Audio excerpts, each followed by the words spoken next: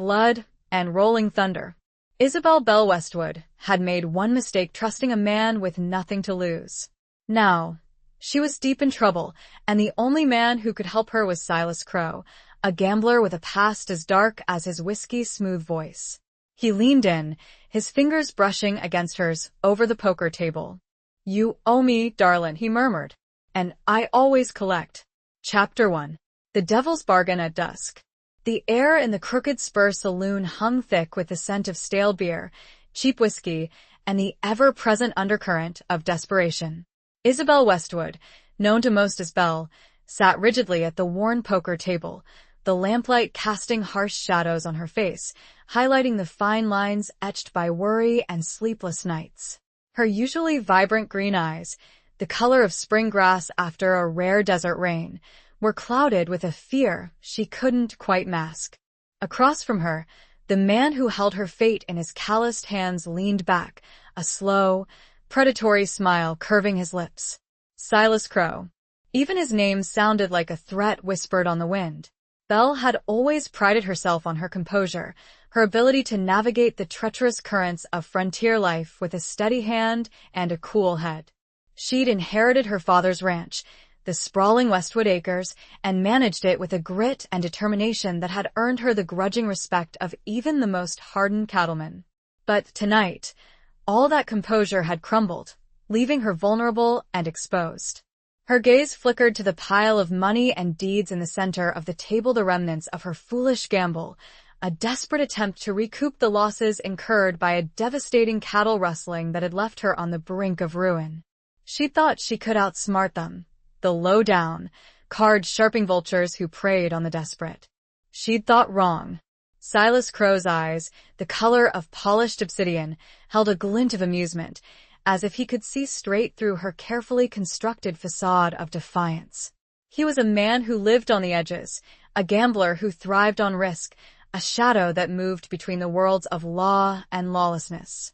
He was dangerous, undeniably so, but tonight he was also her only hope.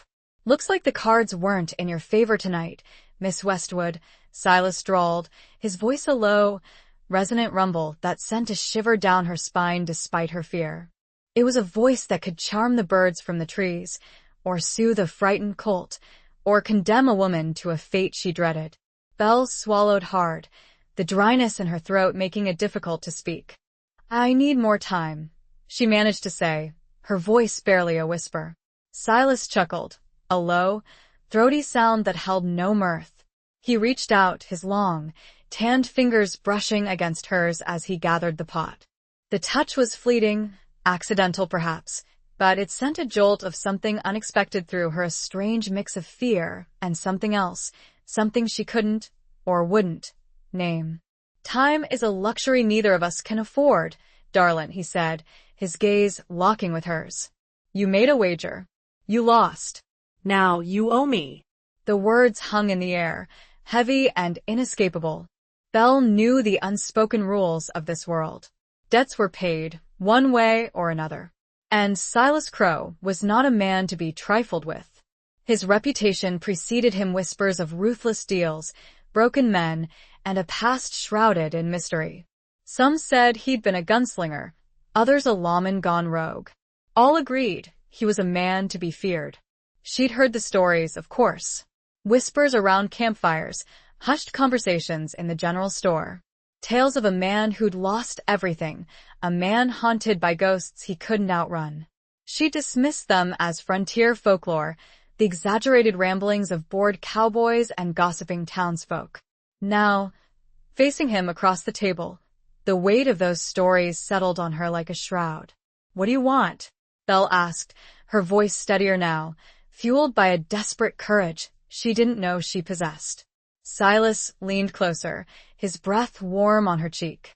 The scent of him, leather, whiskey, and something wilder, something untamed filled her senses. "I want what's mine," he said softly, his eyes holding hers captive. "The Westwood Acres. And you, Miss Westwood, to ensure the debt is paid in full." Belle's heart hammered against her ribs. Her ranch, it was all she had left, the legacy of her family, the only home she'd ever known. To lose it was unthinkable. But the alternative to be bound to this man, this enigma, this predator was a prospect that filled her with a dread she couldn't articulate. "There has to be another way," she pleaded, her voice trembling. Silas considered her for a long moment, his gaze searching, assessing. Then a flicker of something, was it pity, crossed his features. "There might be," he conceded, his voice barely above a whisper. "But it won't be easy. And it will require a certain level of cooperation from you." He outlined his plan, a risky, audacious scheme that involved reclaiming her stolen cattle, exposing the rustlers, and navigating the treacherous landscape of frontier justice. It was a long shot, a gamble even bigger than the one she'd just lost. But it was a chance, a sliver of hope in the encroaching darkness. Belle looked at him, at the hard lines of his face, the shadows in his eyes, the hint of vulnerability that flickered beneath the surface. She saw a man who understood loss, a man who knew what it was like to be backed into a corner. And in that moment, she made a choice, a decision that would bind her fate to his, for better or for worse. "I'll do it," she said, her voice firm, her gaze unwavering. "I'll do whatever it takes." A slow smile spread across Silas's face, a smile that didn't quite reach his eyes. "That's what I wanted to hear, darlin'," he said. "We leave at dawn." The saloon doors swung shut behind them as they stepped out into the cool night air. The vast, star-studded sky stretched above them, a silent witness to the bargain they had struck. Belle looked out at the dark expanse, a knot of fear and anticipation tightening in her chest. She had made a deal with the devil, and now she had to face the consequences. Her journey, a perilous dance between ruin and redemption, had begun. Chapter 2. Shadows of the past whispered. Dawn painted the eastern sky in hues of pale rose and dusty gold, a stark contrast to the shadows that clung to Belle's heart. She stood on the porch of her weathered ranch house, the familiar scent of pine and earth grounding her, even as a whirlwind of uncertainty threatened to sweep her away. The Westwood Acres, once a symbol of her independence and her family's legacy, now felt like a weight around her neck, a constant reminder of the debt she owed. Silas Crow emerged from the barn, his silhouette stark against the rising sun.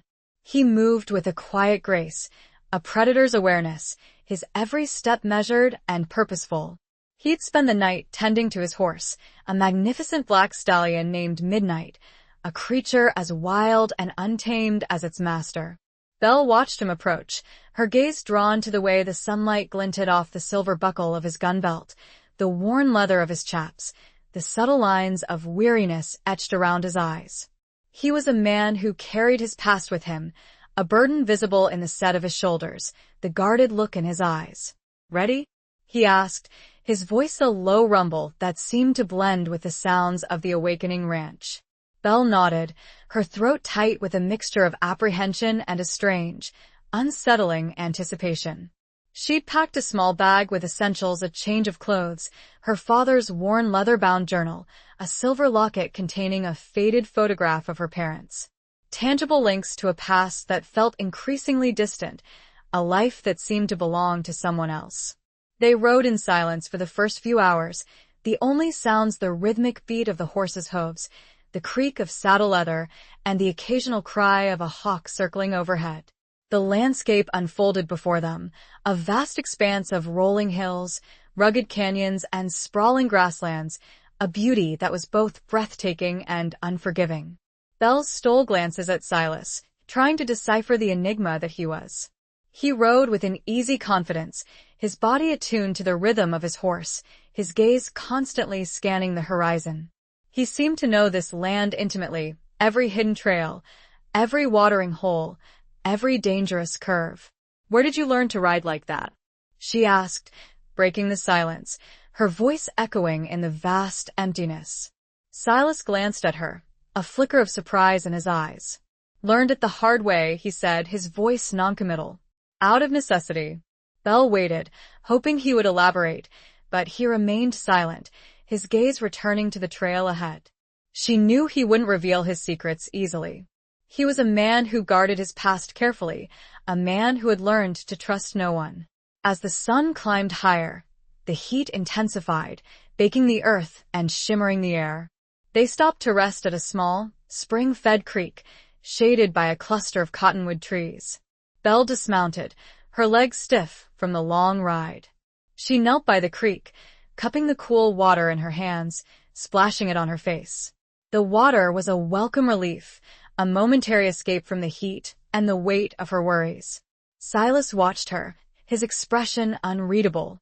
He dismounted, leading Midnight to the water's edge. He removed his hat, revealing a thick mane of dark hair, streaked with silver at the temples. He ran a hand through his hair, his gaze fixed on the distant horizon. "You ever wonder what it's all for?" Belle asked quietly, her voice barely audible above the gentle murmur of the creek. Silas turned to her, his eyes searching hers. "What do you mean?" "All this," she said, gesturing to the vast landscape around them. "The struggle, the hardship, the constant fight for survival. Does it ever feel pointless?" A flicker of something pain, perhaps, or regret crossed his features. "It's the life we're given," he said, his voice devoid of emotion. "We make the best of it. Or we don't." Belle looked at him, at the lines of weariness etched around his eyes, the subtle sadness that seemed to cling to him like a shadow. She wondered what had happened to him, what events had shaped him into the man he was. She sensed a deep well of pain beneath his stoic exterior, a pain that mirrored her own. "My father used to say that the land remembers," she said softly, her gaze drifting to the distant hills. "It remembers the blood spilled, the tears shed, the promises made and broken. It holds the stories of those who came before us." Silas nodded, his gaze following hers. "He was right," he said, his voice barely a whisper. "The land remembers. And sometimes it whispers those stories back to us." He turned away, busying himself with unsaddling his horse. Belle watched him, a growing sense of unease settling in her stomach. She had the feeling that the shadows of the past were not just whispering, they were closing in. And she was about to be caught in their embrace. The weight in her father's journal, tucked away in her bag, felt heavier than ever. Chapter 3. A debt etched in starlight.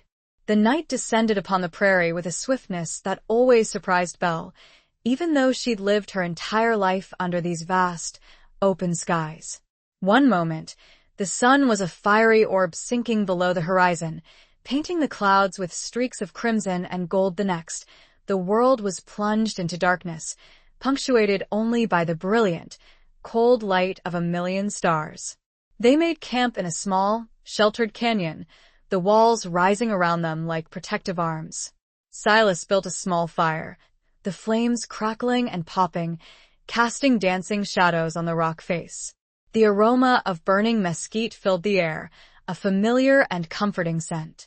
Belle sat wrapped in a thick blanket, her gaze fixed on the flames.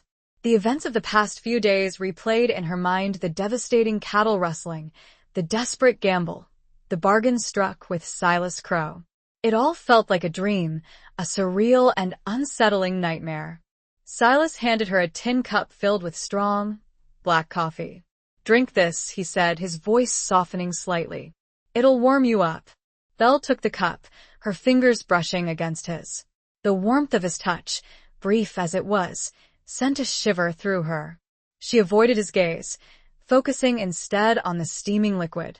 "Thank you," she murmured, taking a tentative sip. The coffee was bitter and scalding, but it did its job, sending a wave of warmth through her chilled body.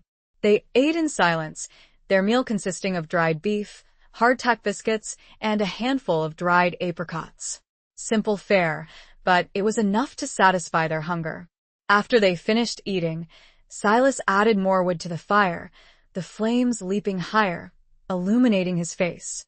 He sat across from her, his back against a smooth rock, his gaze fixed on the starry expanse above.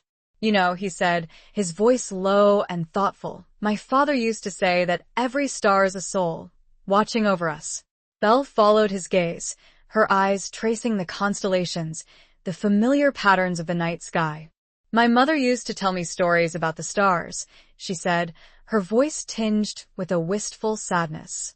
"She said they were the eyes of our ancestors, guiding us on our journey. Silas nodded. Maybe they're both right, he said. Maybe the stars are both souls and eyes, watching and guiding. A comfortable silence settled between them, a shared moment of peace in the midst of their turbulent journey.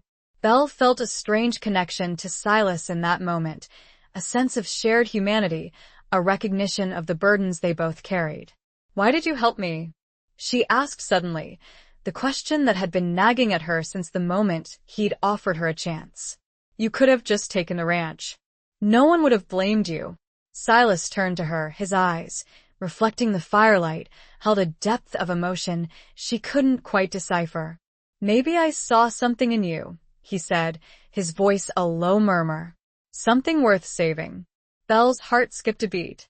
His words, simple as they were, resonated with a profound sincerity. She saw a flicker of vulnerability in his eyes, a glimpse of the man beneath the hardened exterior. "Or maybe," he continued, his gaze shifting back to the fire, "I just wanted to see if I was still capable of doing something decent." The word hung in the air, heavy with unspoken meaning. Belle sensed the weight of his past, the ghosts that haunted him, the choices that had led him down a dark and lonely path. "We all make mistakes," she said softly, her voice filled with a compassion she hadn't realized she felt for him. "It's what we do after that matters." Silas looked at her, a flicker of surprise, and then something else, something akin to gratitude, crossed his features. He reached into his pocket and pulled out a worn, silver pocket watch. He flipped it open, revealing a faded inscription on the inside cover, "Time is a river, flowing ever onward." "My father gave me this," he said, his voice thick with emotion. "He told me to never waste time, to always make it count." He closed the watch, his fingers lingering on the smooth surface. "I haven't always followed his advice," he admitted, his voice barely a whisper. "But maybe it's not too late to start." Belle reached out, her hand hovering over his. She hesitated for a moment, then gently placed her hand on top of his, her fingers covering the watch. The warmth of his skin, the steady beat of his pulse beneath her fingertips, sent a jolt of something unexpected through her. "It's never too late," she said, her voice firm, her gaze meeting his. He looked at her, his eyes searching hers, a silent question hanging in the air. The fire crackled, the stars wheeled overhead, and in that moment, something shifted between them. The debt, the danger, the uncertainty of their journey faded into the background, replaced by a fragile, nascent connection, a spark of hope in the vast darkness. But a sudden, distant howl, like a mournful cry carried on the wind, shattered the moment, reminding them that the dangers of the frontier and the debts they carried were never far away. Chapter 4. The Price of Trust and Freedom. The next morning dawned clear and cold, the air crisp and invigorating. The mournful howl from the night before lingered in Belle's mind, a subtle reminder of the precariousness of their situation. They packed their camp quickly and efficiently, the routine of it a small comfort in the face of the unknown. As they rode, Silas began to share bits and pieces of his plan, revealing the intricate web of deceit and corruption that had led to the rustling of Belle's cattle. The local sheriff, a man named Barlow, was deeply involved, taking bribes from a wealthy cattle baron, Marcus Thorne, who was systematically driving smaller ranchers out of business. Thorne was a ruthless and powerful man, with a reputation for getting what he wanted, no matter the cost. "Thorne's been wanting your land for years," Silas explained, his voice grim. "He sees it as the key to controlling the entire valley. The rustling was just a way to weaken you, to force you to sell." Belle's blood ran cold. She'd always known Thorne was a threat, but she'd never imagined the depths of his depravity. The thought of losing her ranch to him, of seeing her family's legacy fall into his greedy hands, filled her with a cold fury. "We need proof," she said, her voice tight with determination. "Something that will expose Barlow and Thorne, something that will bring them to justice." Silas nodded. "That's where it gets tricky," he said. "Barlow's a careful man. He covers his tracks well. And Thorne, he has eyes and ears everywhere." He explained that they needed to find someone on the inside, someone who was willing to betray Thorne and provide them with the evidence they needed. He had a contact in mind, a former associate of Thorne's named Jake, who had recently fallen out of favor with the cattle baron. "Jake's a gambler, like me," Silas said, a wry smile twisting his lips. "He's got a weakness for cards and whiskey. And he's got a grudge against Thorne. That makes him potentially useful." Belle was hesitant. Trusting a man like Jake was a risk, a gamble in itself.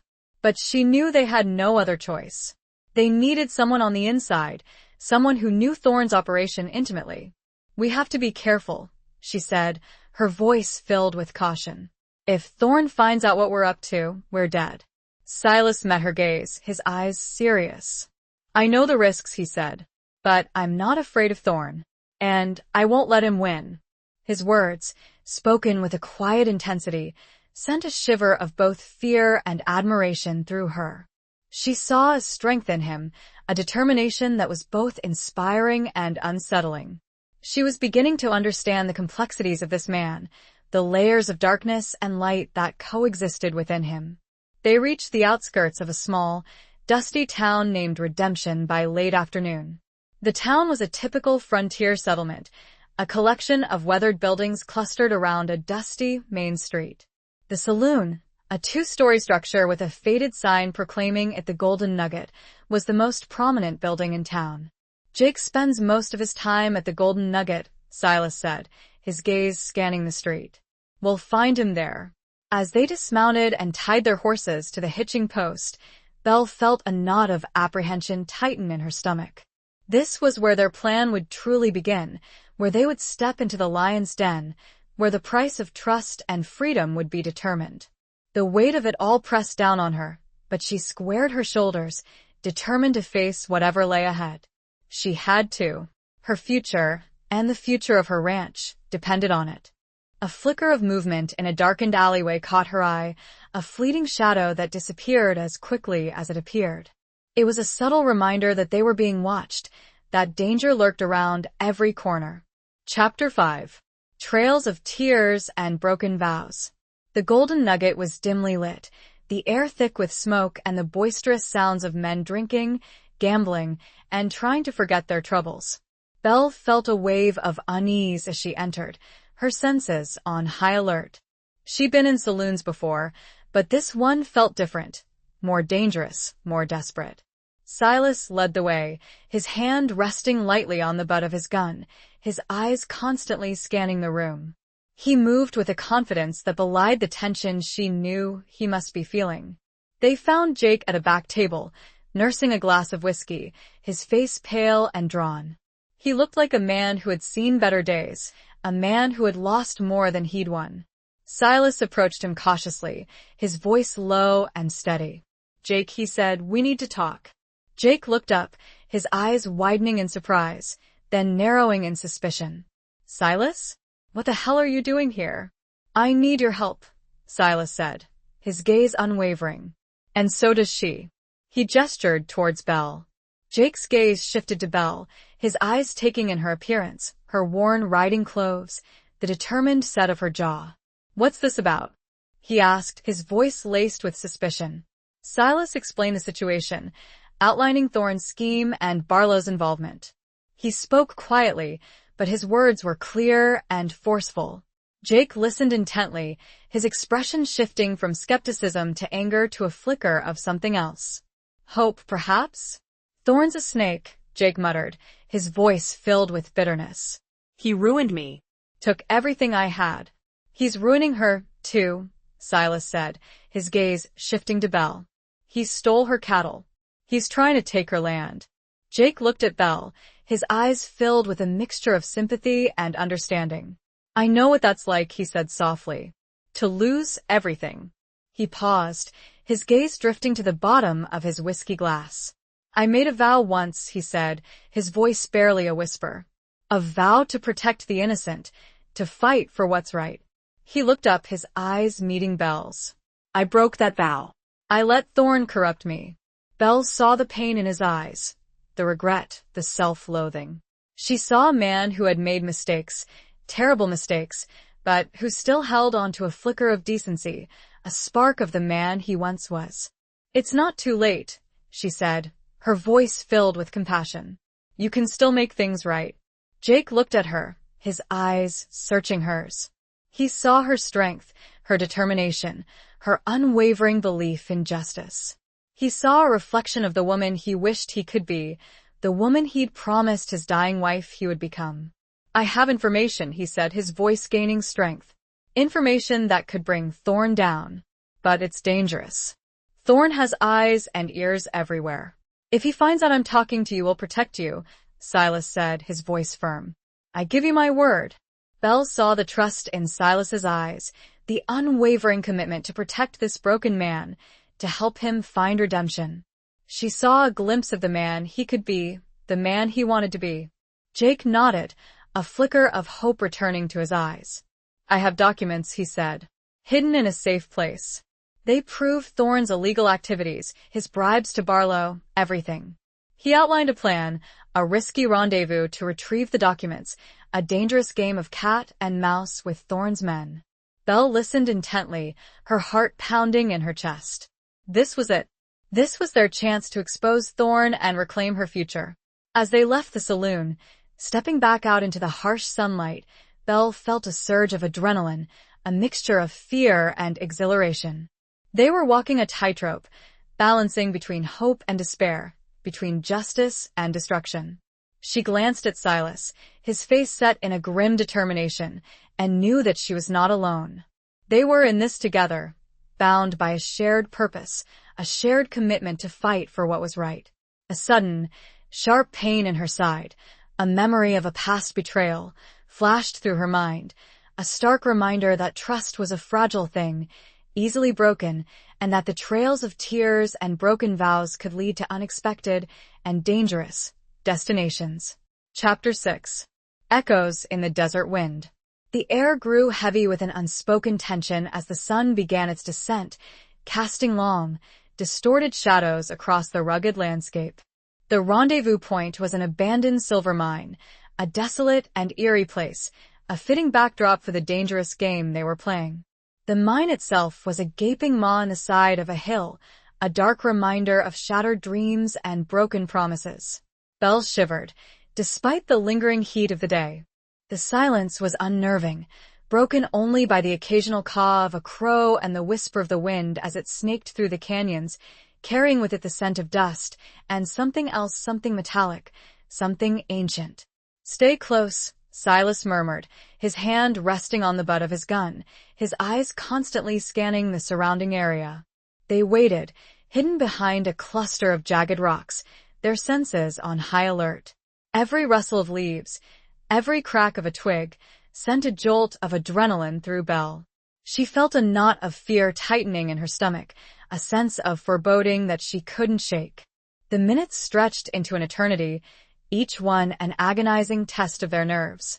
Belle's gaze drifted to the entrance of the mine, the darkness within seeming to pulse with a malevolent energy.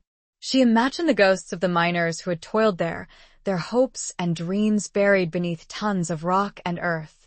Finally, a figure emerged from the shadows, a silhouette against the fading light. It was Jake, his face pale and strained, his eyes darting nervously around. He clutched a small, leather-bound satchel to his chest, as if it contained his very soul. "Did you get it?" Silas asked, his voice low and urgent. Jake nodded, his breath coming in ragged gasps. "I got it," he said. "But Thorn's men, they're close. They know I'm here." As if on cue, a volley of gunshots erupted, shattering the silence. Bullets whizzed past, kicking up dust and splintering rock. Belle ducked instinctively, her heart hammering against her ribs. "Get down!" Silas yelled, pulling her down behind the rocks. He returned fire, his shots precise and deadly. Belle watched in awe and terror as he moved with a lethal grace, a warrior in his element. He was protecting her, protecting Jake, protecting the fragile hope of justice. The gunfight was brief but intense, a chaotic dance of death and survival. Belle huddled behind the rocks, her senses overwhelmed by the deafening roar of gunfire, the acrid smell of gunpowder, the fear that threatened to consume her. Suddenly, A sharp cry pierced the air. Belle looked up to see Jake clutching his arm, his face contorted in pain. He'd been hit. Jake. Belle cried, her voice filled with alarm. Silas quickly assessed the situation. "We need to get out of here," he said, his voice urgent. Now. He provided covering fire as Belle helped Jake to his feet. They stumbled towards their horses, the bullets still flying around them. Belle felt a searing pain in her shoulder, a burning sensation that took her breath away. She'd been grazed by a bullet. They managed to reach their horses, mounting quickly and spurring them into a gallop. They rode hard, the wind whipping past their faces, the sound of pursuit echoing behind them. Belle clung to her horse, her body aching, her mind racing. They had the documents, but at a cost. Jake was wounded, she was injured, and Thorne's men were still on their trail. The echoes of the gunfight, the cries of pain, the whisper of the desert wind, seemed to carry a message of despair, a warning that their journey was far from over and that the price of freedom might be higher than they had ever imagined. The image of her father's journal, still safely tucked away, flashed in her mind, a reminder of the legacy she was fighting for, a legacy that was now stained with blood. Chapter 7. Beneath a Sky of Reckoning. They rode through the night, the darkness their only ally, the vast, star-studded sky a silent witness to their desperate flight. The pain in Belle's shoulder throbbed with every beat of her heart, but she gritted her teeth and pushed on, fueled by adrenaline and a fierce determination to survive. Jake, despite his wound, rode with a surprising resilience, his face pale but resolute. He knew the terrain, guiding them through hidden trails and narrow canyons, staying one step ahead of their pursuers. Silas rode beside Belle, his presence a source of comfort and strength. He kept a watchful eye on her, his concern evident in the subtle lines of worry etched around his eyes. "How's your shoulder?" he asked, his voice low and gentle. "It's fine," Belle lied, not wanting to add to his worries. He didn't press her, but she knew he didn't believe her. He saw through her facade of bravery, saw the pain she was trying to hide. They finally stopped to rest in a secluded cave, hidden behind a waterfall, the sound of rushing water masking their presence. The cave was damp and cold, but it offered a temporary sanctuary, a place to regroup and tend to their wounds. Silas quickly built a small fire, the flames providing a much-needed source of warmth and light. He examined Belle's shoulder, his touch gentle and surprisingly skilled. "It's just a graze," he said, his voice relieved. "But it needs to be cleaned and bandaged." He used water from the waterfall and a strip of cloth torn from his shirt to clean the wound. Belle winced, but she didn't cry out. She watched him, her gaze drawn to his strong, capable hands, the focused intensity in his eyes. He bandaged her shoulder, his fingers brushing against her skin, sending a shiver through her. She avoided his gaze, focusing instead on the flickering flames of the fire.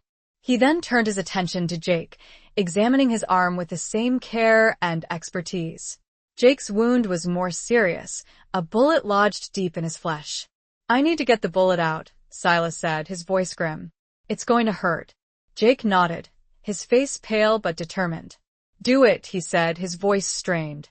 Belle watched in a mixture of horror and fascination as Silas used his knife, heated in the fire, to extract the bullet. Jake cried out in pain, his body trembling, but he didn't flinch. Silas cleaned and bandaged Jake's wound, his movements swift and efficient.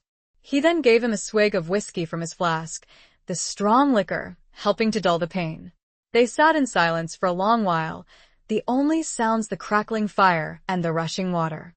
The weight of their situation settled upon them, the realization that they were far from safe, that Thorne's reach was long and his wrath relentless. Belle looked at Silas, his face illuminated by the firelight, his eyes filled with a mixture of weariness and determination. She saw the burden he carried, the responsibility he felt for their safety, for the success of their mission. "Thank you," she said softly, her voice filled with gratitude. "For everything." He met her gaze, his eyes searching hers. "We're not out of this yet," he said, his voice low and serious. "Thorne won't give up." He'll come after us. I know, she said, her voice unwavering. But we won't give up either. He nodded, a flicker of admiration in his eyes. He saw her strength, her resilience, her unwavering spirit. He saw a woman who was not afraid to fight for what she believed in, a woman who was willing to risk everything for justice. As the first rays of dawn peeked through the entrance of the cave, painting the sky with hues of pale pink and gold, Belle felt a renewed sense of determination. They had survived the night, but the reckoning was still to come. They were facing a powerful enemy, a man who would stop at nothing to achieve his goals. But they were not alone. They had each other, and they had the truth on their side. Beneath a sky that promised both danger and hope, they prepared to face the challenges ahead, their hearts bound by a shared purpose, a shared commitment to fight for a future free from the shadows of the past. The faint scent of rain, a rare and precious gift in this arid land, filled the air, a subtle promise of renewal, a hint that even in the harshest of landscapes, life could find a way. Chapter 8. The Ghost of Promises Unkept. The journey back to Westwood Acres was fraught with peril. They traveled by night, avoiding main roads and settlements, their senses constantly on alert. The threat of Thorne's men loomed large, a constant shadow hanging over them. They were fugitives, hunted and alone, their only hope resting on the fragile documents Jake carried. Belle found herself increasingly drawn to Silas, her initial fear replaced by a growing respect and something more. She admired his strength, his resilience, his unwavering commitment to their cause. She saw beneath his hardened exterior, glimpsed the vulnerability he tried so hard to conceal. She saw the ghost of promises unkept, the weight of a past he couldn't outrun. One evening, as they rested by a small, dwindling creek, Belle decided to delve deeper, to try to understand the man behind the mask. "You said you lost everything," she said softly, her voice barely audible above the gentle murmur of the water. "What happened?" Silas hesitated, his gaze drifting to the distant horizon. He rarely spoke of his past, and she knew this was a fragile moment, a rare glimpse into his soul. "I had a ranch," he said, his voice thick with emotion. "A family, a wife, a daughter." Belle's heart ached for him. She could only imagine the pain of losing everything he held dear.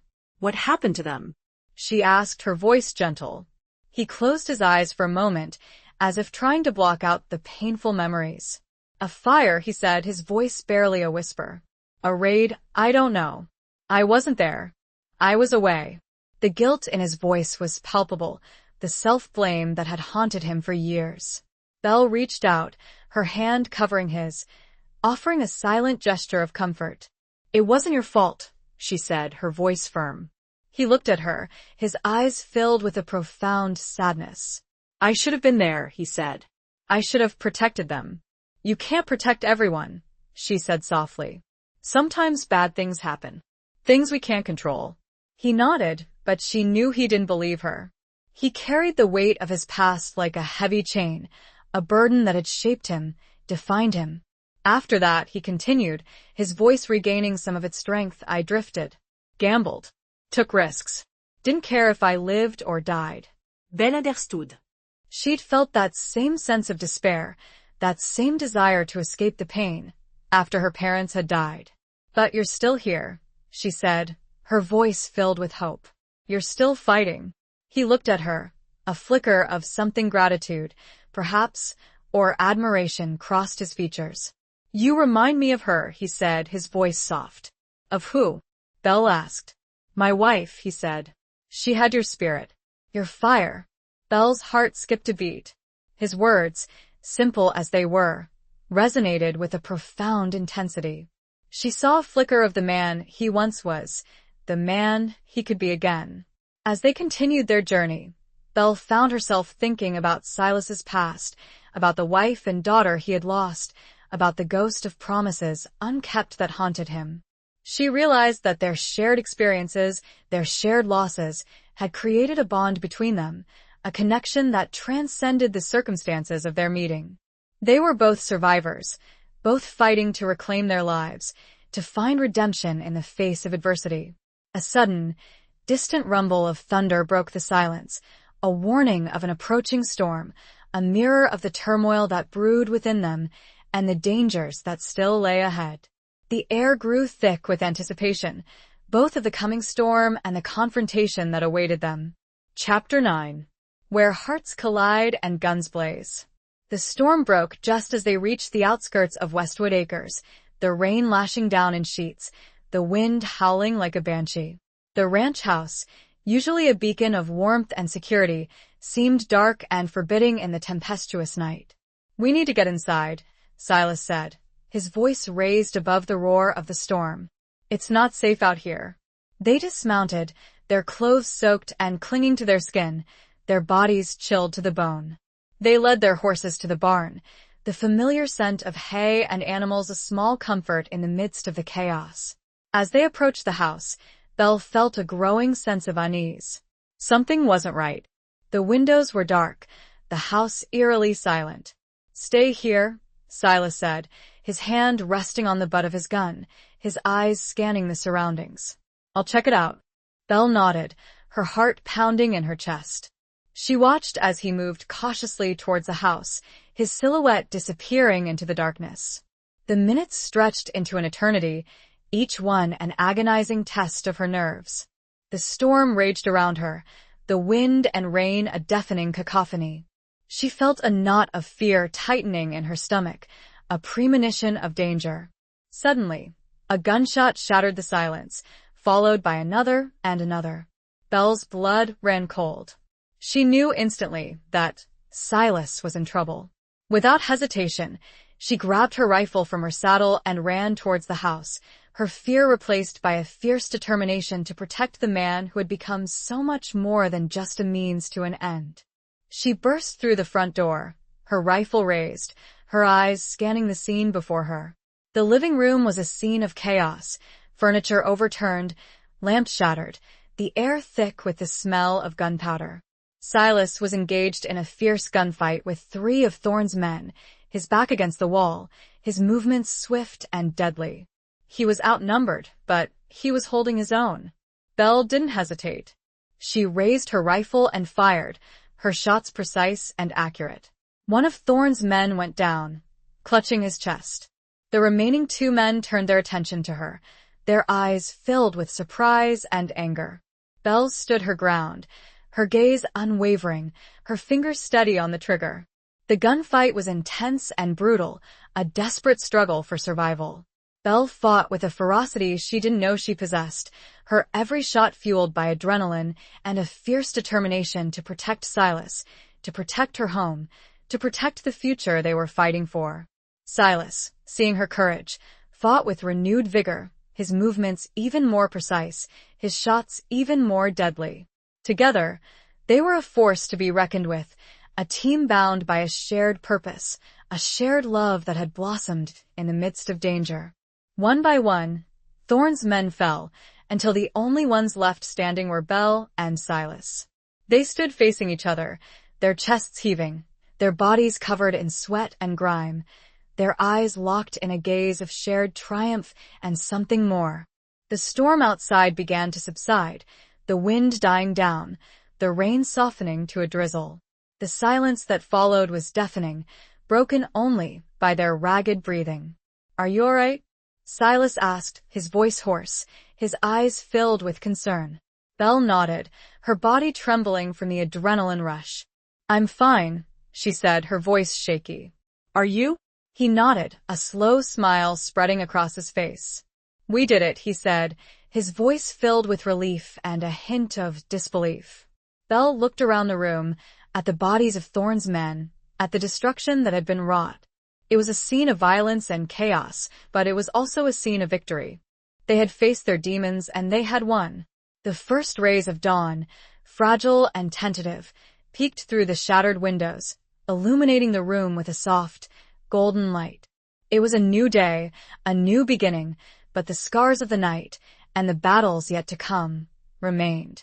The faint smell of burnt wood, blood and gunpowder lingered, a visceral reminder of the price of freedom.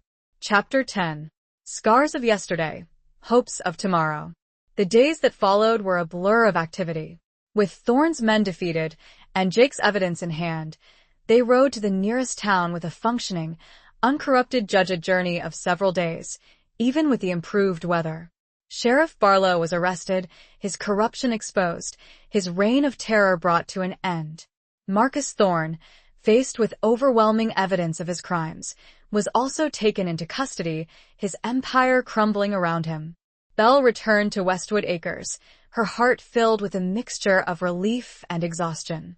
The ranch house was a mess, a testament to the battle that had been fought there, but it was still her home, her sanctuary. Silas stayed with her, helping her to repair the damage, to rebuild her life, to restore her ranch to its former glory. They worked side by side, their hands often brushing, their eyes meeting in shared understanding, their bond strengthening with each passing day. Belle found herself falling in love with Silas, her initial fear replaced by a deep and abiding affection. She saw his strength, his kindness, his unwavering loyalty. She saw the man he was trying to be, the man he could be. One evening, as they sat on the porch, watching the sunset paint the sky in hues of orange and purple, Belle decided to confront the unspoken emotions that had been simmering between them. "What will you do now?" she asked, her voice soft, her gaze fixed on the horizon. Silas turned to her, his eyes searching hers. "I don't know," he said, his voice honest. "I haven't thought that far ahead." "You could stay," she said, her voice barely a whisper, her heart pounding in her chest. He looked at her, a flicker of surprise, and then hope crossed his features. "Stay?" he asked, his voice questioning. Belle nodded, her gaze meeting his. "Stay here," she said. "With me." He reached out, his hand gently cupping her cheek. The warmth of his touch sent a shiver through her. "Are you sure?" he asked, his voice filled with a mixture of longing and uncertainty. "I've never been more sure of anything in my life," she said, her voice firm, her gaze unwavering. He leaned in, his lips brushing against hers, a tentative, gentle kiss that spoke volumes. It was a kiss of hope, of promise, of a future they could build together. The kiss deepened, their passion igniting, their hearts beating as one. They had both been through so much, had faced so many dangers, had lost so much. But in that moment, all that mattered was their love, their connection, their shared hope for a brighter tomorrow. The scars of yesterday remained, etched on their hearts, etched on the land, but they were no longer a source of pain, a symbol of defeat. They were a reminder of their strength, their resilience, their ability to overcome adversity. As the stars began to appear in the darkening sky, Belle and Silas sat together, their hands intertwined, their hearts filled with a quiet joy, a sense of peace that had eluded them for so long. They had found each other in the midst of chaos, had forged a bond in the crucible of danger, had discovered a love that was both unexpected and undeniable. The future was uncertain, but they were ready to face it together, their love a beacon of hope, a guiding light in the vast, ever-changing landscape of their lives. The gentle breeze carried the scent of sage and pine, a familiar and comforting aroma, a reminder of the land they loved, the land they'd fought for, the land that was now, finally, truly their own. Chapter 11. A Dance with Danger and Desire. Life at Westwood Acres settled into a new rhythm, a blend of hard work and quiet contentment. Belle and Silas worked tirelessly to rebuild the ranch, their shared efforts forging a deeper connection between them. They mended fences, repaired buildings, and slowly, painstakingly, began to restock their herd. But even as they built their future, the shadows of the past lingered.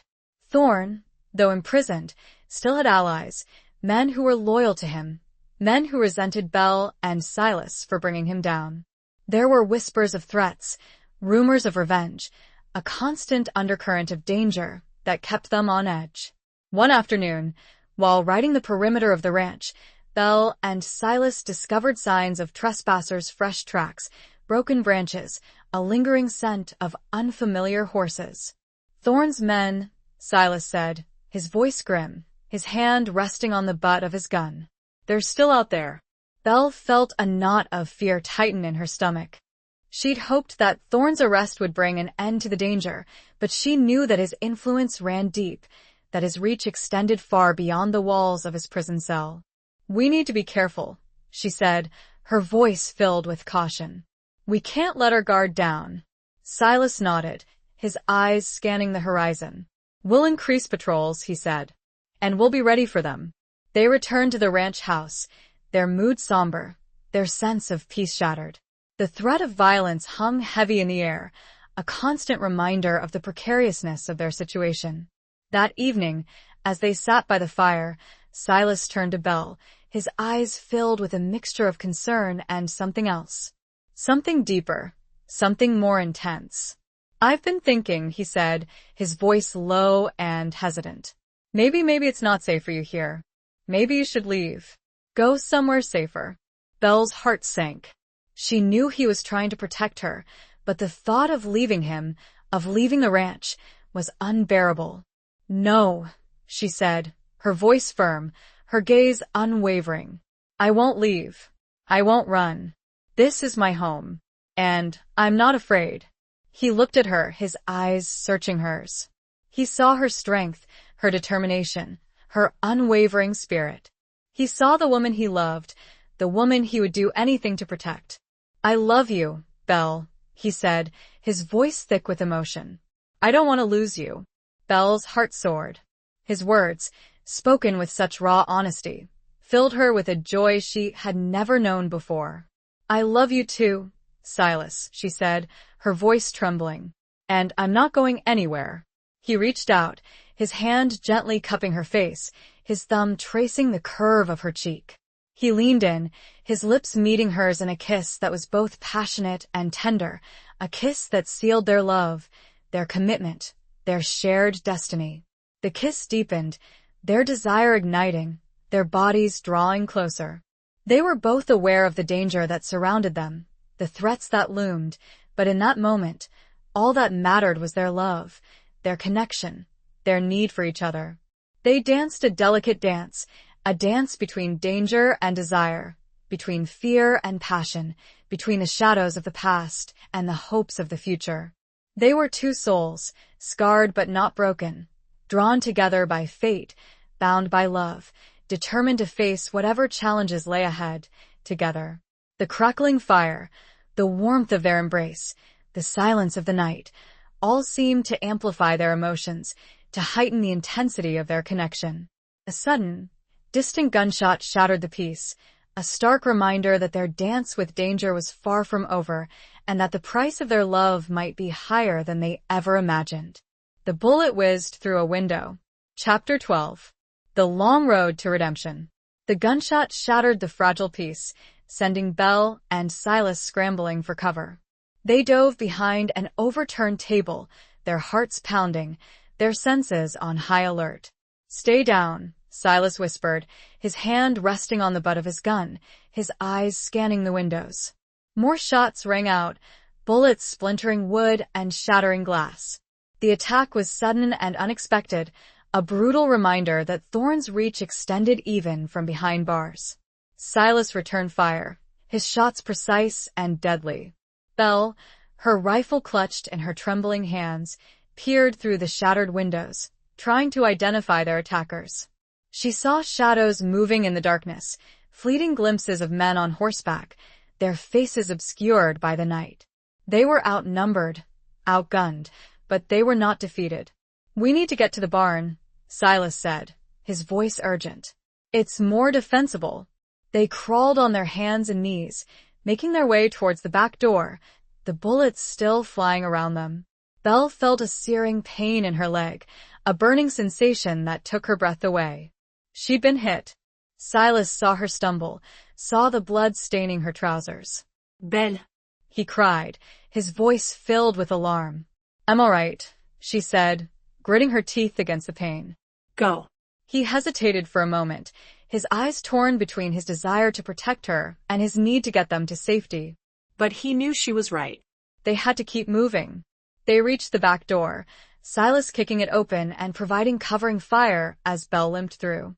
They ran towards the barn, the darkness their only ally, the sound of gunfire echoing behind them. They reached the barn, barricading the doors and taking up positions behind hay bales. The barn offered a degree of protection, but it was far from impregnable. Silas examined Belle's leg, his face pale with concern. The bullet had grazed her thigh, leaving a deep, bloody furrow. "It needs to be bandaged," he said, his voice tight with worry. He used strips of cloth torn from his shirt to clean and bandage the wound. Belle winced, but she didn't cry out. She watched him, her gaze filled with gratitude and love. He finished bandaging her leg, his fingers lingering on her skin, his eyes meeting hers. "I'm sorry," he said, his voice filled with remorse. "I should have protected you." "You did protect me," she said, her voice soft. "You saved my life." They sat in silence for a long while, the only sounds the occasional gunshot and the heavy breathing of their horses.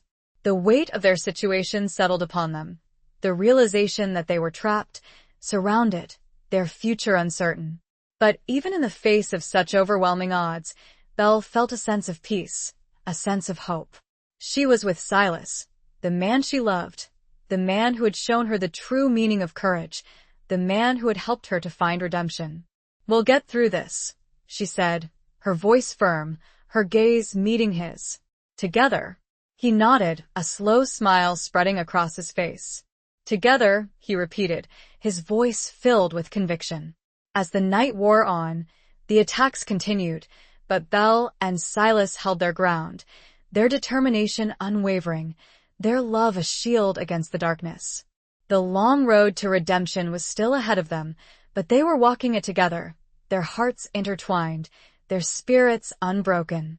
The scent of hay, horses, and gunpowder mingled in the air, a strange and unsettling perfume, a reminder of the life they were fighting for, a life that was both fragile and precious. The distant howl of a coyote, a lonely and mournful sound, echoed through the night, a subtle reminder of the wildness that surrounded them and the wildness that resided within them. Chapter 13. Whispers of Betrayal and Longing.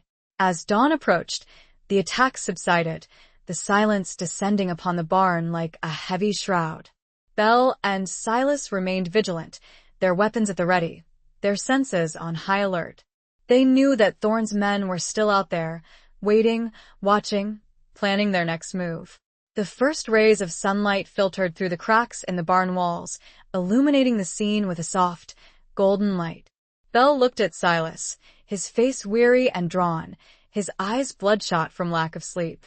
He looked like a man who had been through hell, but he was still standing, still fighting. "They're gone," Belle said, her voice barely a whisper. Silas nodded, his gaze scanning the surrounding area.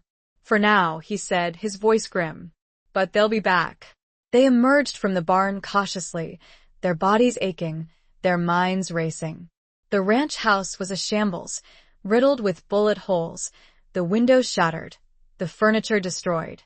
It was a scene of devastation, a testament to the violence that had been unleashed upon them. As they surveyed the damage, they heard the sound of approaching horses. They quickly took cover, their weapons raised, their hearts pounding in their chests. But it wasn't Thorne's men.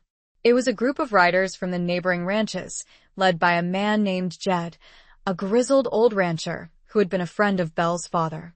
"We heard the gunshots," Jed said, his voice concerned. "Are you all right?" Belle and Silas explained what had happened, outlining the attack and their suspicions that Thorne's allies were responsible. Jed listened intently, his expression grim. "Thorne's a powerful man," he said. "Even from prison, he has influence. He has friends in low places." He paused, his gaze shifting to Belle. "There's something else you should know," he said, his voice hesitant. "There are rumors that someone on your ranch, someone you trust, might be working with Thorne." Belle's blood ran cold.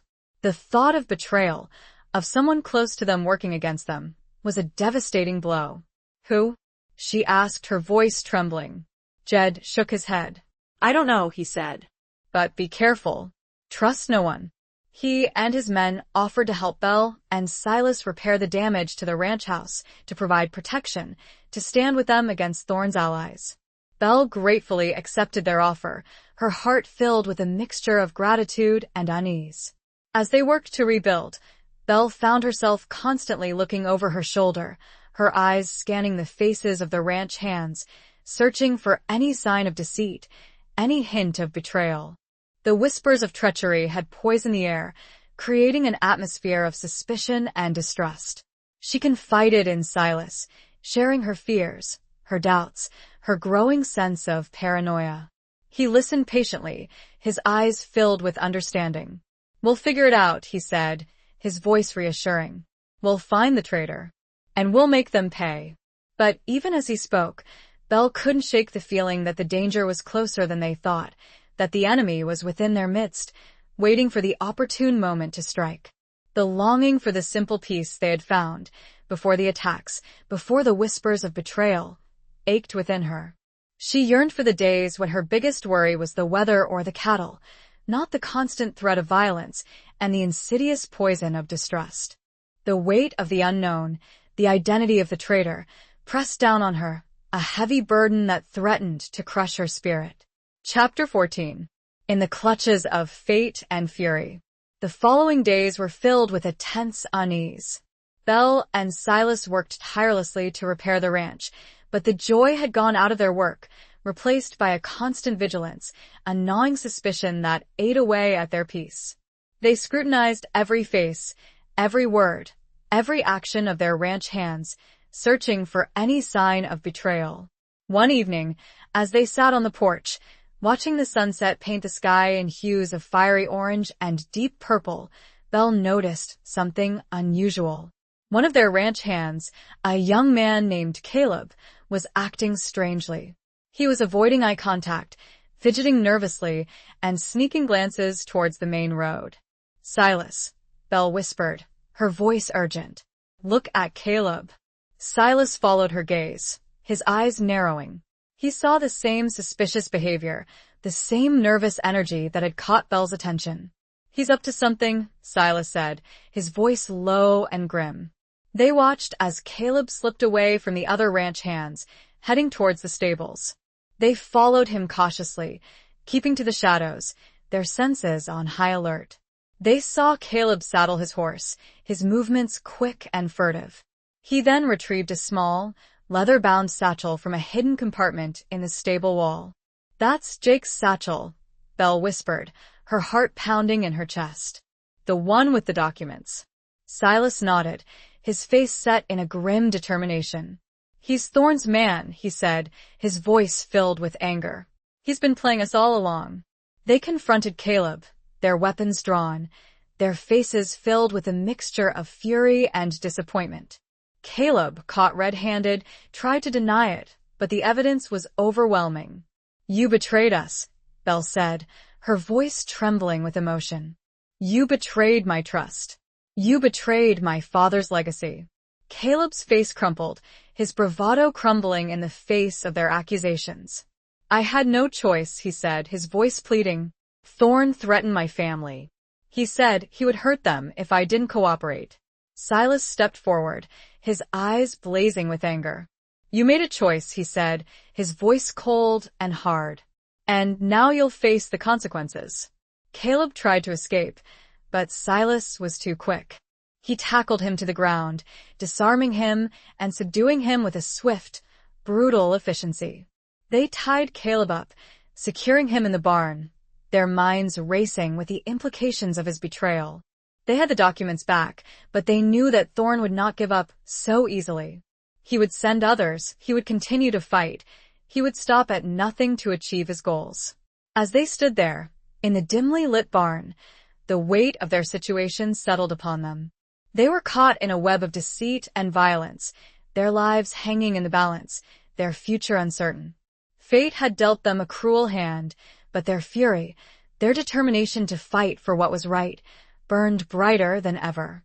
The scent of hay and horses, usually a source of comfort, now seemed to carry the stench of betrayal, a reminder of the darkness that lurked within their own walls.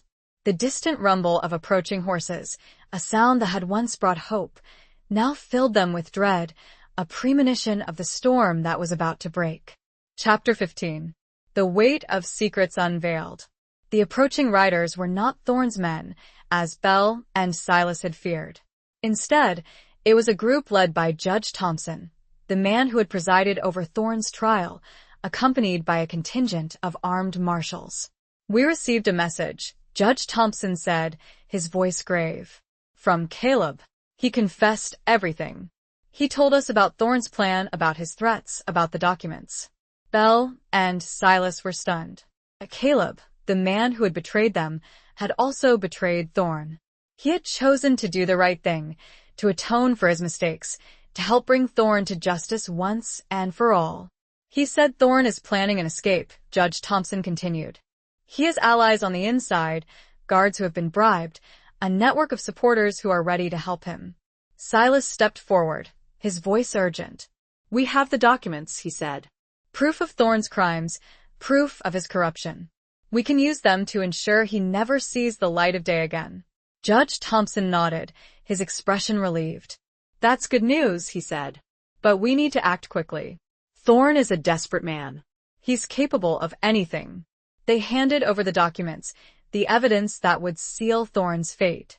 Judge Thompson examined them carefully, his eyes widening as he realized the extent of Thorne's corruption, the depth of his depravity. "This is it," he said, his voice filled with determination. "This is the evidence we need to put him away for good." He turned to Belle and Silas, his gaze filled with gratitude. "You've done a great service," he said. "You've risked your lives to bring this man to justice. You've shown courage and integrity in the face of overwhelming odds." Belle and Silas exchanged a look, their hearts filled with a mixture of relief and pride. They had faced their demons, they had overcome adversity, they had fought for what was right, and they had won. But even as they celebrated their victory, a sense of unease lingered. Thorne was still out there, still plotting, still a threat. They knew that the battle was not yet over, that the final confrontation was still to come. As Judge Thompson and his marshals rode away, taking Caleb with them, Belle and Silas returned to the ranch house, their minds racing with the events of the day. The secrets that had been hidden, the betrayals that had been revealed, had changed everything. They sat on the porch, watching the moon rise over the horizon, casting a pale, ethereal light over the landscape. The weight of the secrets they had unveiled, the burdens they had carried, seemed to lift, replaced by a fragile sense of hope, a glimmer of peace. "It's not over yet," Silas said, his voice soft, his gaze fixed on the distant hills. "I know," Belle said, her voice unwavering. "But we're ready." They were ready to face whatever challenges lay ahead, their love a shield against the darkness, their determination a beacon of hope in the vast, unforgiving landscape of their lives. The silence of the night was broken only by the gentle breeze rustling through the trees, a whisper of peace, a promise of a future free from the shadows of the past. The faint scent of rain, a harbinger of change, filled the air, a subtle reminder that even after the darkest storms, the sun would eventually rise. Chapter 16. A dawn of truth and consequences. News of Thorne's attempted escape spread like wildfire through the territory. The marshals, armed with the evidence Belle and Silas had provided, tightened security around the prison, thwarting Thorne's plans and arresting his accomplices. But Thorne, even in defeat, remained a dangerous man. He had powerful allies, men who were willing to do his bidding, men who were not afraid to use violence to achieve their goals. One morning, as Belle and Silas were working in the fields, they were ambushed by a group of masked riders. The attack was sudden and brutal, a hail of bullets raining down on them. They took cover behind a stack of hay bales, returning fire, their hearts pounding in their chests. They were outnumbered, outgunned, but they were not defeated. Belle fought with a fierce determination, her every shot fueled by adrenaline and a deep-seated anger at Thorne and his relentless pursuit of revenge. She had lost too much, had suffered too much, to let him win. Silas fought beside her, his movements precise and deadly, his courage unwavering. He was protecting her, protecting their future, protecting the love they had found in the midst of chaos. The gunfight was intense and prolonged, a desperate struggle for survival. Belle felt a sharp pain in her arm, a burning sensation that took her breath away. She'd been hit again. Silas saw her falter, saw the blood staining her sleeve. Belle, He cried, his voice filled with alarm. He rushed to her side, providing covering fire as he examined her wound. The bullet had grazed her arm, leaving a deep, bloody furrow. "It's just a scratch," she said, gritting her teeth against the pain. "Keep fighting." He hesitated for a moment, his eyes torn between his desire to protect her and his need to continue the fight. But he knew she was right. They couldn't give up. They fought on, their determination unwavering, their love a shield against the bullets that flew around them.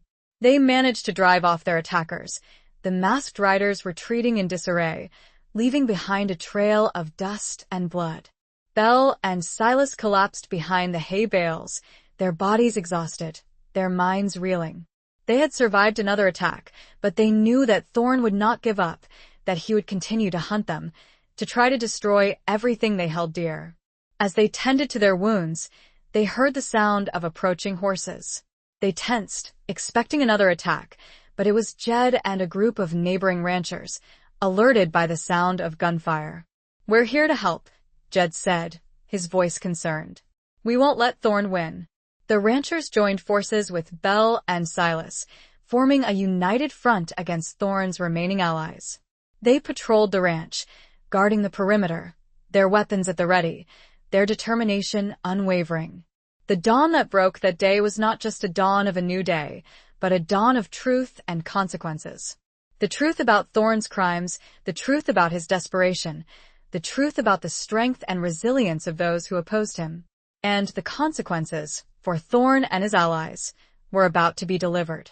The air was thick with the scent of gunpowder and sweat, a visceral reminder of the battle that had been fought, and the battles that were yet to come. But there was also a new scent in the air, a scent of hope, a scent of defiance, a scent of justice. Chapter 17. The Crossroads of Love and Loss. Word reached Belle and Silas that Thorn, desperate and cornered, had made a final, reckless move. He had escaped from prison, taking several guards hostage, and was heading towards Westwood Acres, seeking a final confrontation, a last stand. Belle's heart sank.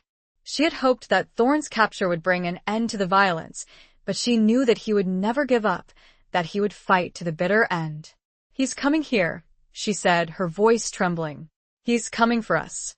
Silas nodded, his face grim, his eyes filled with a mixture of determination and dread. "We'll be ready for him," he said, his voice firm. They prepared for the inevitable confrontation, fortifying the ranch house, gathering their allies, their weapons at the ready. They were outnumbered, but they were not outmatched. They had courage, they had determination, and they had each other. As the sun began to set, casting long, ominous shadows across the landscape, Thorn and his men arrived. They rode towards the ranch house, their faces grim, their weapons drawn, their intentions clear. "This is it," Silas said, his voice low and steady. "This is where it ends." Belle nodded, her heart pounding in her chest, her gaze meeting his. She saw his love, his courage, his unwavering commitment to protect her, to protect their future. The battle that followed was fierce and brutal, a clash of wills, a fight to the death. Gunfire echoed through the night, bullets whizzed past, men screamed and fell. It was a scene of chaos and carnage, a desperate struggle for survival. Belle fought alongside Silas, her rifle blazing, her every shot fueled by a fierce determination to protect her home, to protect her love, to protect the future they had fought so hard to achieve. She saw Silas fall, a bullet striking him in the chest. Her heart stopped. "Silas!" She screamed, her voice filled with anguish. She rushed to his side, her eyes blurring with tears. He lay on the ground, his body limp, his eyes closed. "No," she whispered, her voice choked with emotion. No, no, no. She cradled his head in her lap, her tears falling onto his face. She couldn't lose him. She wouldn't lose him. He was her life, her love, her everything. But then, she saw his eyes flicker open. He looked at her, a faint smile on his lips. "Belle," he whispered, his voice weak. "Silas," she cried, relief flooding through her. "You're alive." He coughed, blood trickling from the corner of his mouth. "It's not good," he said, his voice fading. Belle knew that he was badly wounded, that his chances of survival were slim. But she refused to give up hope. The battle raged around them, but Belle ignored it, her focus solely on Silas. She held him close, whispering words of love and comfort, her tears mixing with his blood.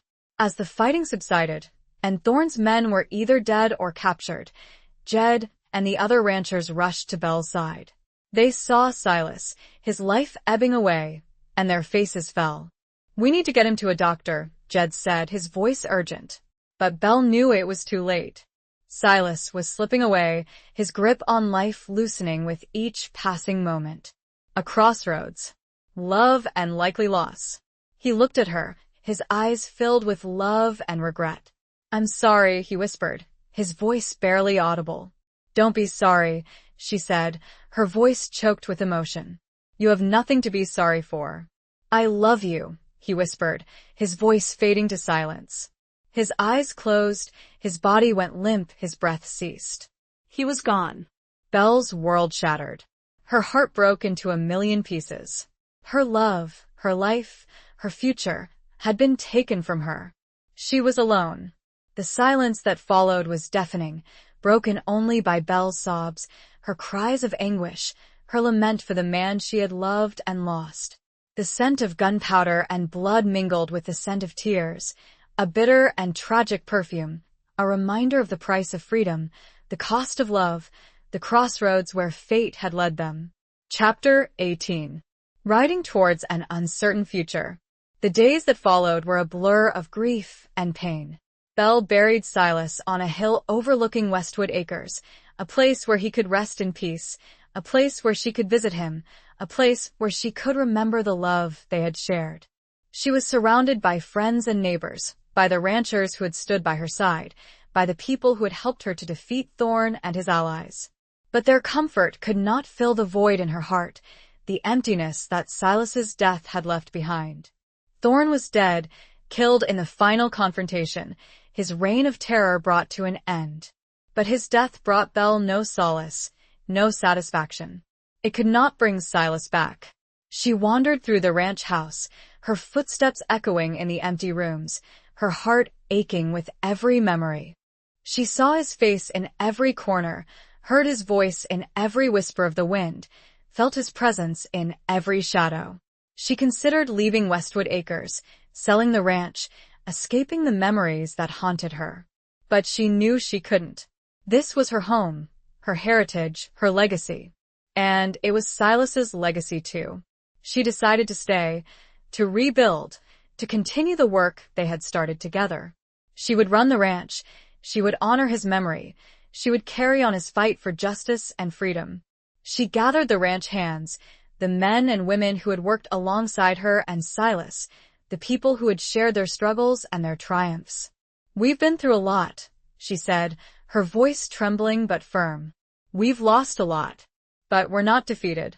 We're still here, and we'll continue to fight. We'll honor Silas's memory by making this ranch the best it can be. We'll work together.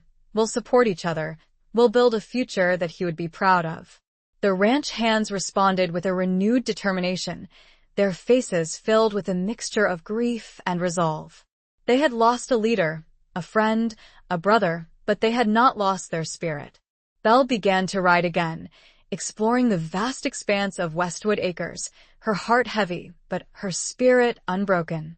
She rode to the places she and Silas had shared, the places where they had laughed, the places where they had loved, the places where they had dreamed of a future together. She rode towards an uncertain future, a future without Silas, a future filled with challenges and obstacles. But she was not afraid. She had faced her demons, she had overcome adversity, she had learned the true meaning of courage and resilience. She was a woman of the West, a woman of strength, a woman of determination. And she would not be defeated. She would carry on, she would survive, she would thrive. She would honor the memory of the man she had loved, and she would build a future worthy of his sacrifice. The vast, open sky above her, a symbol of freedom and possibility, stretched endlessly towards the horizon, a reminder that even in the face of loss, there was still hope, still beauty, still a life to be lived. The wind whispered through the grass, carrying with it the scent of sage and pine, a familiar and comforting aroma, a reminder of the land she loved, the land she would protect, the land that would forever hold the memory of Silas Crow. Chapter 19. Flames of Passion and Peril. Months turned into a year, and the scars of the past, though still present, began to fade. Belle had thrown herself into running Westwood Acres, her dedication and hard work earning her the respect of her neighbors and the loyalty of her ranch hands. The ranch prospered, a testament to her resilience and her unwavering commitment to Silas's memory. But despite her success, a part of Belle remained empty, a void that only Silas could fill. She missed his laughter, his strength, his gentle touch, the way he made her feel safe and loved.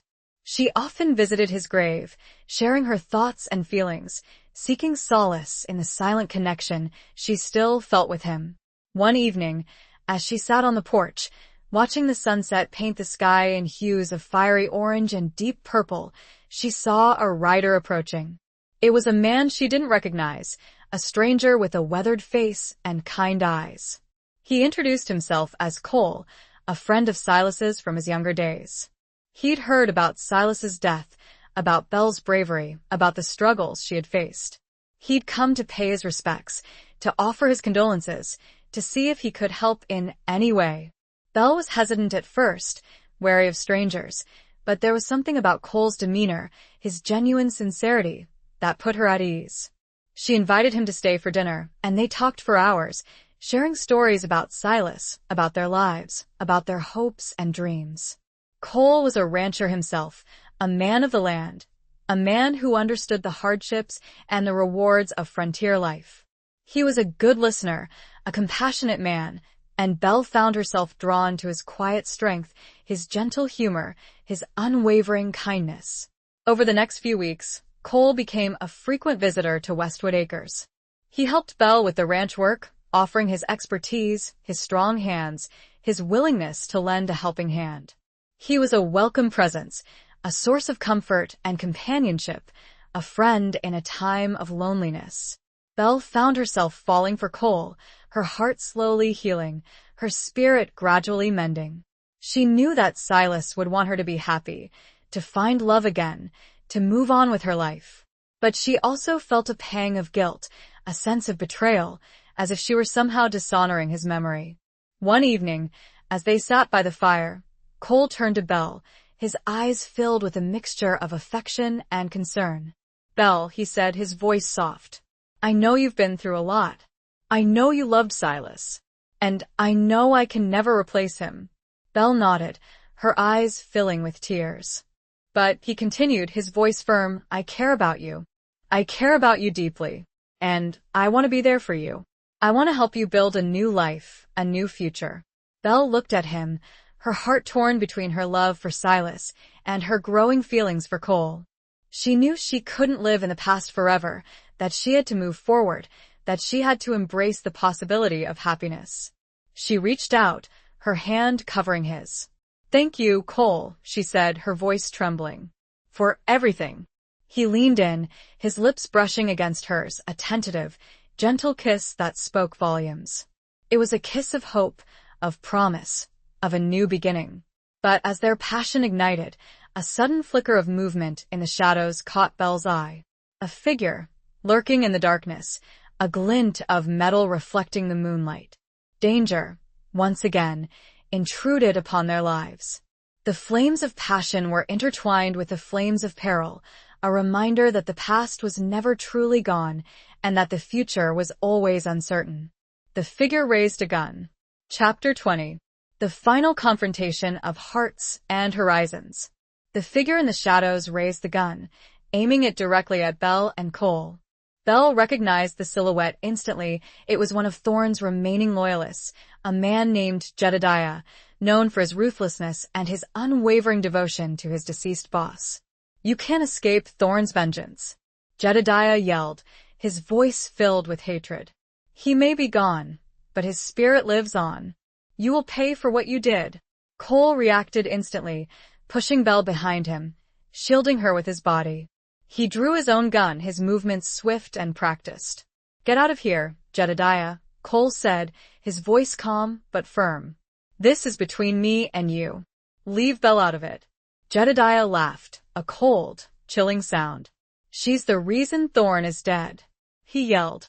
She deserves to die. He fired his gun, the bullet whizzing past Cole's head, narrowly missing him. Cole returned fire, his shots precise and accurate. The gunfight was brief but intense, a deadly dance of death and survival. Belle, despite her fear, grabbed her own rifle, ready to defend herself and Cole. Cole managed to wound Jedediah, a shot to the shoulder sending him sprawling to the ground. His gun clattered away, out of his reach. Cole stood over him, his gun trained on him, his face filled with a mixture of anger and disgust. "It's over, Jedediah," he said, his voice cold. "Thorne is gone. His vengeance ends here." Jedediah glared at him, his eyes filled with hatred. "You may have won this battle," he said, his voice weak, "but you haven't won the war. Thorne's legacy will live on. Others will rise up. You'll never be safe." Cole ignored his threats, turning his attention to Belle. "Are you all right?" he asked, his voice filled with concern. Belle nodded, her body trembling from the adrenaline rush. "I'm fine," she said, her voice shaky. "Thanks to you." They called for the local sheriff, who arrived promptly and took Jedediah into custody. The final remnants of Thorne's reign of terror were finally extinguished. As the sun began to rise, painting the sky with hues of pink and gold, Belle and Cole stood on the porch, watching the dawn break over Westwood Acres. They had faced their final confrontation. They had survived their final test. They had emerged victorious. Belle turned to Cole, her eyes filled with gratitude and love. "Thank you," she said, her voice soft, "for saving my life, for being here for me." He reached out, his hand gently cupping her cheek. "I'll always be here for you, Belle," he said, his voice filled with sincerity. "Always." They embraced, their hearts beating as one, their love a beacon of hope in the vast, ever-changing landscape of their lives. They had found each other in the aftermath of tragedy, had forged a bond in the crucible of danger, had discovered a love that was both unexpected and undeniable. The future was still uncertain, but they were ready to face it together. They would rebuild Westwood Acres. They would honor Silas's memory. They would create a life filled with love, with peace, with happiness. The final confrontation had been both of hearts and horizons, a testament to the enduring power of love, the resilience of the human spirit, and the promise of a new dawn. The scent of gunpowder had finally faded, replaced by the sweet fragrance of wildflowers and the fresh, clean air of a new day, a new beginning. The vast expanse of the ranch stretched before them. Epilogue. Years passed, and Westwood Acres flourished under Belle and Cole's care. They expanded the ranch, raising cattle and horses, building a life together that was both fulfilling and prosperous. They had children, a son and a daughter, who grew up strong and free, imbued with the spirit of the West, the legacy of their parents, and the memory of Silas Crow. Belle never forgot Silas. She often visited his grave, sharing her joys and sorrows, her triumphs and setbacks, her unwavering love for the man who had saved her life, the man who had shown her the true meaning of courage. But she also loved Cole, deeply and completely. He was her partner, her confidant, her best friend, the man who had helped her to heal, the man who had given her a second chance at happiness. One warm summer evening, as Belle and Cole sat on the porch, watching their grandchildren play in the yard, Belle felt a sense of profound peace, a sense of contentment that she had never thought possible. She looked at Cole, his face weathered and lined, his eyes filled with love and kindness. She reached out, her hand covering his, their fingers intertwining. "Thank you," she said, her voice filled with emotion. "For everything." He smiled, his eyes crinkling at the corners. "Thank you, Belle," he said, "for giving me a life I never dreamed of." They sat in silence for a long while, watching the sunset paint the sky in hues of orange, purple, and gold. The vast, open landscape stretched before them, a symbol of their enduring love, their unwavering resilience, their triumph over adversity. Belle knew that life was a journey filled with challenges and obstacles, with joys and sorrows, with love and loss. But she also knew that with courage, with determination, and with the support of loved ones, anything was possible. She had learned to embrace the present, to cherish the moments, to appreciate the beauty that surrounded her. She had learned to forgive, to heal, to move forward, to build a future filled with hope and promise. As the stars began to appear in the darkening sky, Belle leaned her head on Cole's shoulder, her heart filled with gratitude, with love, with peace. She had found her place in the world, her purpose in life, her happiness in the arms of the man she loved. The legacy of Westwood Acres, the legacy of Silas Crowe, the legacy of Belle and Cole would live on, a testament to the enduring power of the human spirit, the resilience of the heart, and the timeless beauty of the American West. The gentle breeze whispered through the grass, carrying with it the scent of sage and pine, a familiar and comforting aroma, a reminder of the land they loved, the land they had fought for, the land that was now, and forever, their home. The circle was complete.